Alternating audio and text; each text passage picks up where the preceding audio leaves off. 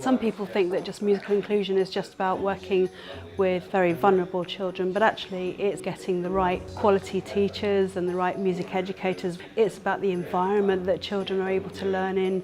It's about maybe eliminating some of the barriers that are stopping them from accessing music. So there's a whole range of things.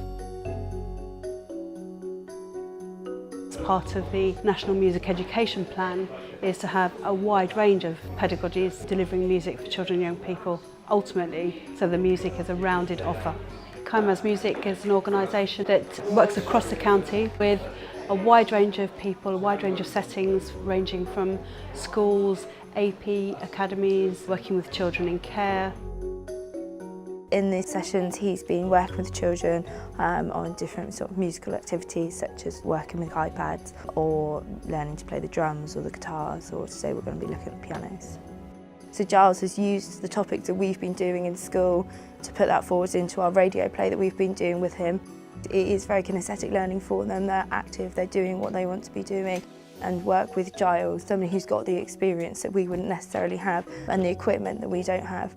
It helps them boost on their confidence. We've had a child in before who's done the session, who started and had absolutely no confidence, and by the end of the session he was talking, confidently to everybody and sort of doing his recordings and happy.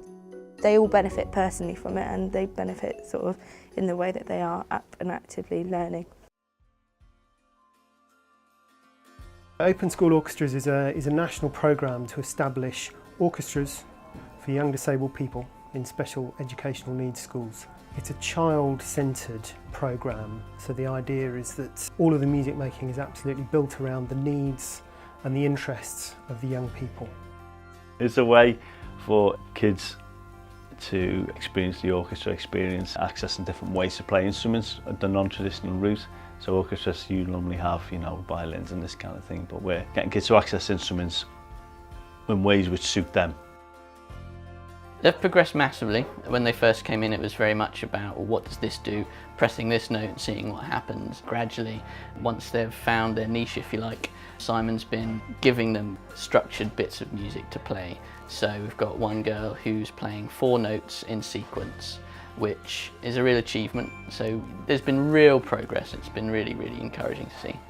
Most of the kids here are accessing the music via actually technology and iPads. For some kids, it's the only way that they're able to access music. It's been more about finding the instrument that suits them. There's an accessible musical instrument that we've devised in partnership with young disabled people called the clarion. And that is an instrument that can be played using an iPad, using a computer, controlled using any part of a young person's body. We even have young people using eye gaze computers to play clarion. So we then provide training in CPD for music teachers and music leaders working for hubs, so that they can be facilitated to deliver open school orchestras themselves.